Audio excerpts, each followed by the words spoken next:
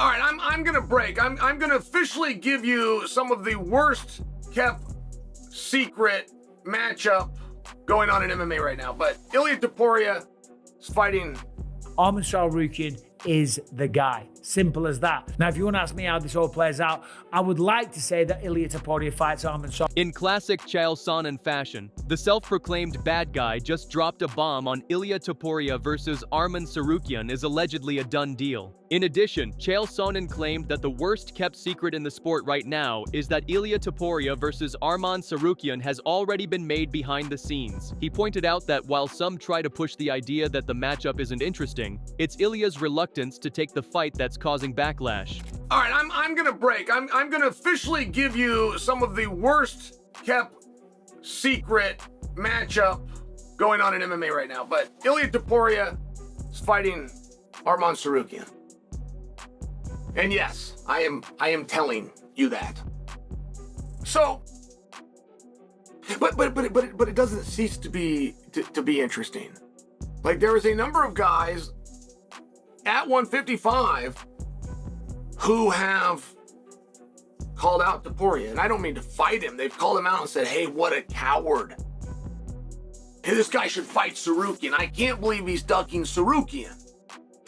Building on that, Michael Bisping said he would love to see Ilia Topuria take on Arman Tsarukyan, but admitted he's doubtful that matchup will happen next. Bisping believes that instead of Arman, it'll be Justin Gaethje who gets the title shot, largely due to his standing with the UFC and the terms he likely has behind the scenes. Ask me how this all plays out. I would like to say that Ilia Topuria fights Arman Tsarukyan, but I've got a feeling it won't be that. I think Justin Gaethje might just be the guy. I think he's the guy that gets to go up against Ilia Topuria. The UFC respect Justin Gaethje. He's been around for a very long time. He puts on nothing but exciting fights. Yes, he's coming towards the end of his career, and he's kind of digging his shoes in a little bit and then saying, hey, it's title fight or bust for me. And you know what? I think the UFC will give him what he wants. Additionally, Arman Tsarukyan didn't hold back while firing shots and sending jabs at Ilia in a brutal fashion. Fed up with his attitude, Arman went on X and wrote, "Who wants to let Ilia know he's not McGregor and that he's making all the champs look bad? Champs fight the #1 contender, but this is the same guy who thinks he's the BMF. How do you say in Spanish?" In another post, Arman took another shot at Ilia Topuria, this time with a sharp blend of sarcasm and heat. He referenced a quote from Islam Makhachev. He posted, "Islam has a great quote at the UFC PI. He will fight anybody, anytime, and anywhere. Hey Donna, maybe now's a good time to put a quote in the bathroom for Ilia reminding him not to sit down while pissing.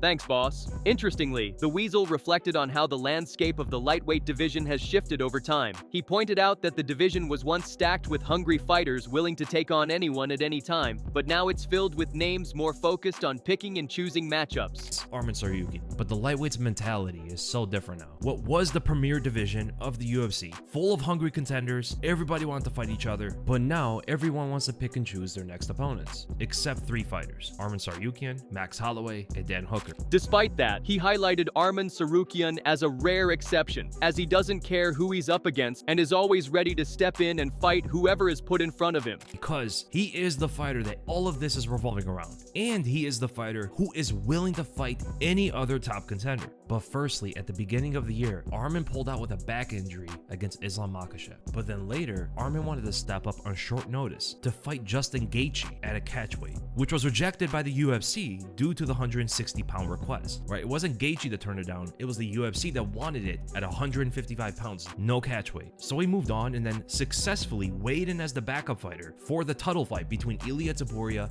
and Charles Oliveira, which arguably it should have been Arman in there against Ilia in the first place. And he weighed in perfectly. He has called out every other top contender to a fight, but everyone has turned him down besides Max Holloway and Dan. In addition, the Weasel called out the double standard surrounding Arman Tsarukyan, pointing out how he's been actively calling out top contenders while getting little to no response. He highlighted that Arman has been criticized for not fighting high-level opponents, even though it's the other fighters who have been ducking him. The Weasel questioned how Arman can be blamed when the very fighters that make sense for him to face are the ones avoiding the fight. Because see, Arman has called out every single one of them, but Arman has gotten criticism for not fighting anybody ever since he pulled out against Islam. Not the other fighters who don't want to fight him. He's the one that's getting more criticism. Yeah, he is the one who's calling out all the top contenders to fight him.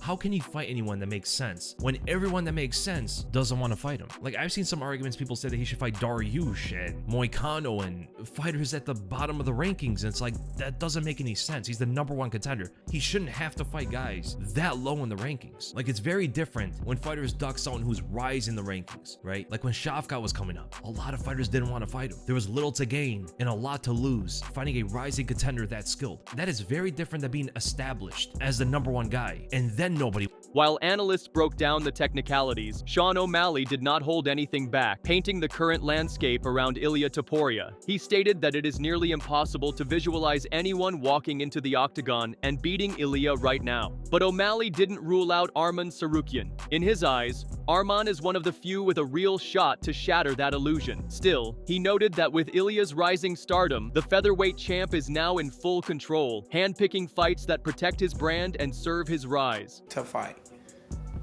Yeah, I think it's hard to picture anybody beating Ilia right now. It's hard to visualize anybody just being able to go in the octagon with Ilia Topuria and beat him. Just how dominant he's been.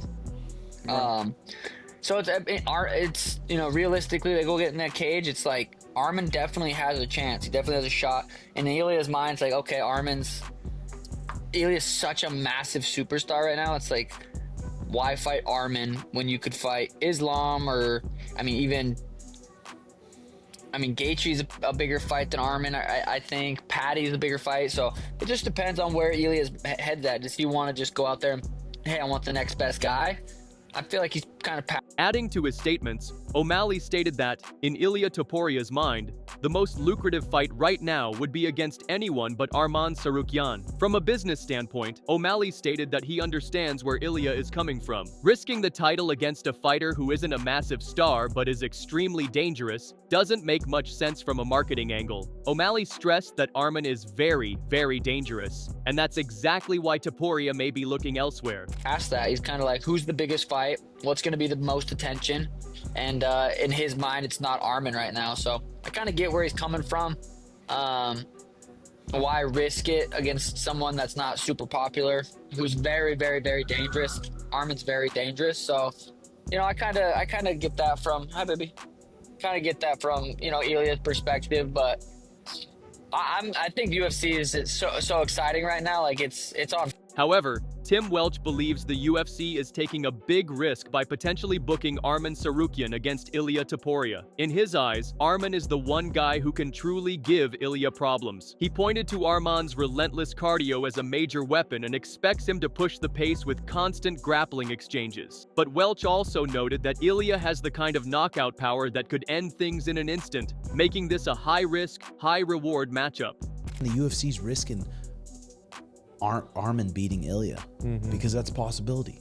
If anyone in the lightweight's gonna be able to give him a real go, I feel like it's Arman. Yeah, everyone always talks Arman, where cardio is their strength too, and he's gonna want to force grappling exchanges. But again, after watching Ilia, it's like, dude, who knows? Yeah.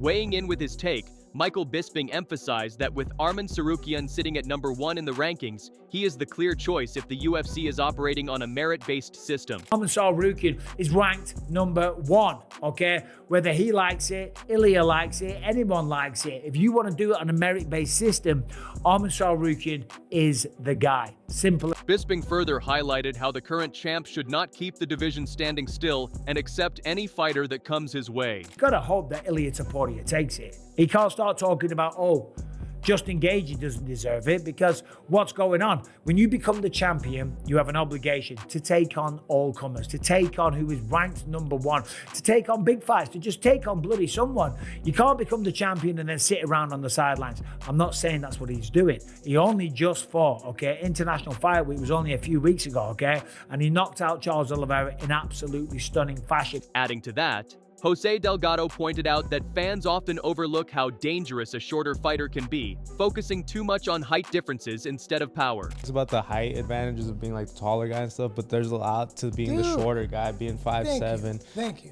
Just even from the striking aspect of it all. What the hell is what's going on here? Furthermore, Jose noted that both Arman Tsarukyan and Ilia Topuria are nearly the same height and carry similar weight, which makes their potential matchup all the more intriguing. For Delgado, it's a fight that could deliver something special, with skill and explosiveness on both sides. Honestly, just the angle that his jab comes in, it's just this angle. It's almost shielded. His jab is his shield.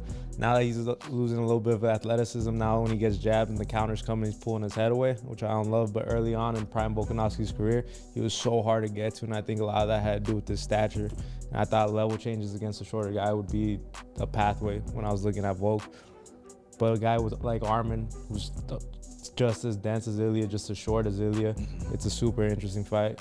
And someone like... Meanwhile, Arman's boxing coach, Yogi, revealed that they've been working on some secret techniques behind closed doors, adding a new layer to Arman's already dangerous skill set. He said this extra preparation has only boosted the confidence of an already self-assured Tsarukyan, who's looking sharper and more dialed in than ever heading into whatever challenges lie ahead. We've been training, doing some secret stuff in training that I won't disclose, but just making sure his boxing is coming together, and he's gonna have a new wrinkle in his game that he's very, very confident in now, and it's working in sparring, and we can't wait to see who's his next opponent, and I'm just excited for Arman to come out and show who he is again.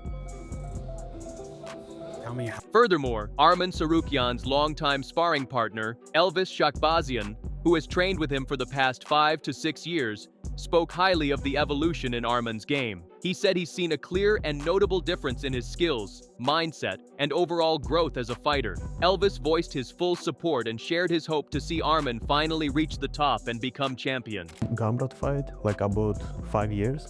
5-6 years we trained together with Arman, and I did with him like last his 6 fights. I was part of his camp. Last 6-7 months I training with Arman at Jackson Santo Studio. It's like one of the best coaches here. I like how they training us and everything, and I see how improve Arman and stuff. He will become a champion soon. God bless. I'm gonna keep it one. However, Chael Sonen further broke it down by saying Ilia Topuria is operating in his world right now. He's not out there actively accepting fights, he's not acknowledging the rankings, and he's not acting like a fighter who's working under the company. According to Chael, Ilia is trying to project an image of power and control like Conor McGregor, but the difference is, Ilia has not earned that level of influence yet. He has got his own thing, and Ilia is not out accepting fights, and he's not acknowledging that he looks at the rankings. He's not acknowledging that he's in a position where he has to do what he's told, where he works for the company. He is presenting, much like McGregor, a position of power, though he doesn't have it. He's not being a dick behind the scenes. To call Ilia a coward, I mean, this is such strong language, and I do feel like people have forgot what happened in the last 3 months. Ilia Topuria did not move up to 155 to fight for a vacant title. That is your mind playing a trick on you.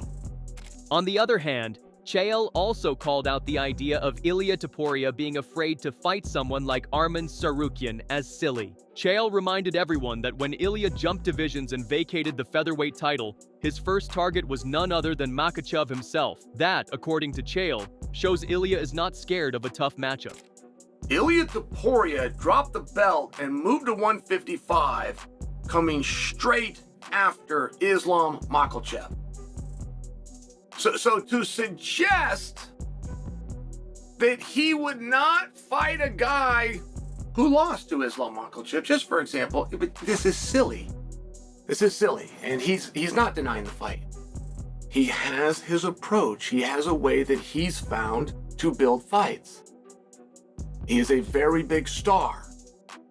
Much like he's not going to start slipping outside and not finding that knockout hook, he's not going to change the formula that he has, whether he's aware of it or not. Ultimately, for Sonen, Ilia Topuria is just playing the game. He believes Ilia is intentionally keeping things quiet, creating the illusion of hesitation, while fully planning to fight Arman Tsarukyan all along. But 4 fellow 155-pounders to be sitting back and to be judging and to be pointing a finger at Ilia Topuria. Ilia is playing you. Ilia is going to fight Tsarukyan. And outside of an illness or an injury, he's going to fight Tsarukyan next. Do you need more detail?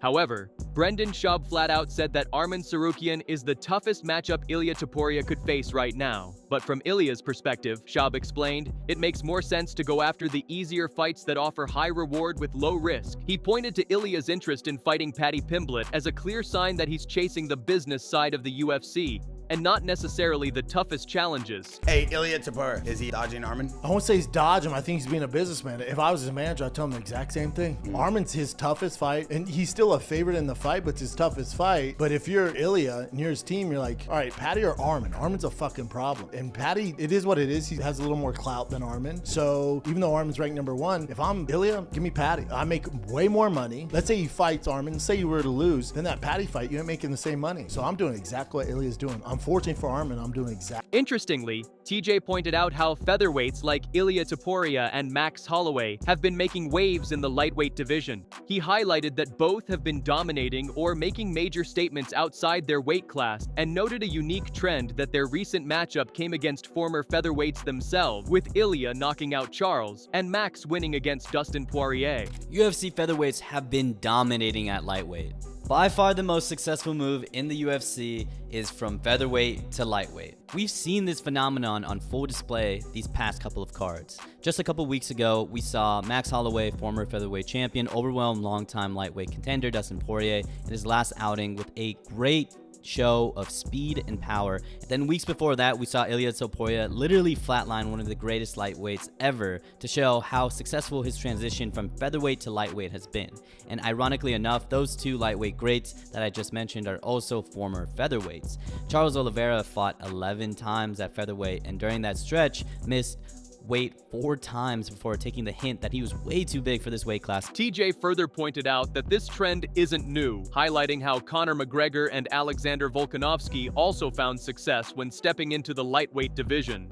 From McGregor's historic title win to Volkanovski pushing Islam Makhachev to the limit, TJ emphasized that elite featherweights have consistently shown they can compete and even thrive at 155.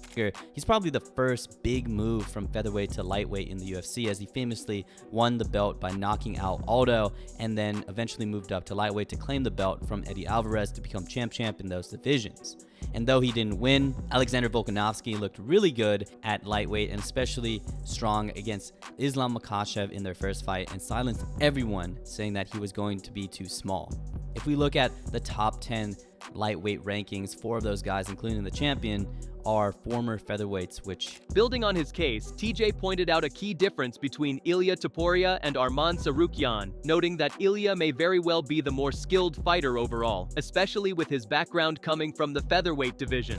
Charles and Arman are also very skilled, but outside of that, I think the skill of the top lightweights just don't really compare well with the top featherweights or the featherweights that have moved up recently. Justin Gaethje's fun to watch, but he's never shown the skill of a guy like Ilia Topuria or Max Holloway. Lightweight, I think, is really the first division going up the weight classes where you have a ton of guys at the top that rely on sheer power alone. Again, the more a weight class can rely on power, the less skilled the division becomes, and lightweight is the first weight class where a lot of guys have one-punch KO power. We've seen that power at featherweight sometimes, but lightweight is where we see a lot of guys rely. Moreover, Rampage Jackson shared his opinion and said he would favor Arman Tsarukyan if Chael's statements came out to be true and a fight with Ilia Topuria were to happen. He highlighted Arman's relentless style and toughness as the main reasons for supporting him. Well, you know, I'm with Arman. If they fight each other, I'm with Arman on that. But Topuria, man, it's just going to be hard to bet against that guy. Of course. You know, based off his last 3 fights and what he's shown here, his wrestling and his grappling. But Rampage, you've seen so many different generations of fighters. You've seen so many different champions. Is he that different compared to other things you've seen, or is it just his time?